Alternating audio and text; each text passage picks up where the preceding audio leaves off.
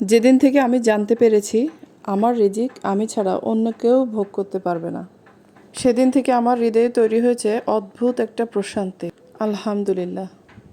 এবং সেদিন থেকে আমি কাউকে নিজের প্রতিদ্বন্দ্বী ভাবি না, কারো ভালো দেখে আমি কাতর হই না। জীবনে যা যা পাইনি তার কোনোটাই আমার রিজিকে ছিল না, বিশ্বাস করেছি এবং সেজন্য আফসোস হয়নি আর কোনো দিনও। আমি একটা শান্তির দীর্ঘশ্বাস ছেড়ে সব কিছু আল্লাহর হাতে ছেড়ে দিয়েছি। রিজিকের ফায়সালা আসমানে হয়, জমিনে না। আসসালামু আলাইকুম প্রিয় ভাই বোনেরা। তো রিজিক একমাত্র আল্লাহর হাতে।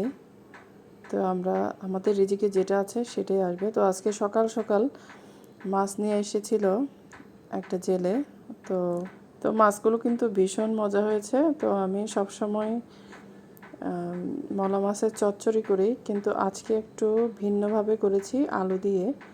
তো রেগুলার মশলা হলুদ, মরিচ এবং ধনে গুঁড়ো দিয়ে দিয়েছি পেঁয়াজ কুচি, আলু কুচি দিয়েছি, টমেটো কুচি এবং সব শেষে দিয়েছি লবণ। এরপর ভালো করে মাখিয়ে কিছুক্ষণ ম্যারিনেট করে রেখেছি। চুলায় ফ্রাই প্যানে দিয়েছি তেল। এরপর গরম তেলে ছেড়ে দিয়েছি আমার মাখানো মলা মাছগুলো।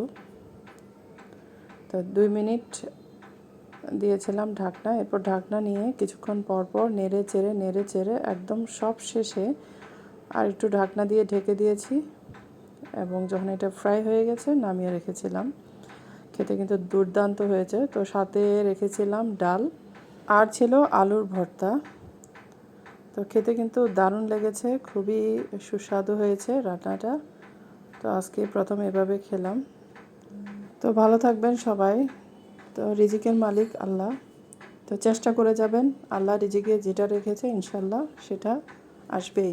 আর যা চলে গেছে তা নিয়ে টেনশন না করে ভালো থাকবেন সবাই। সবার জন্য শুভকামনা রইল।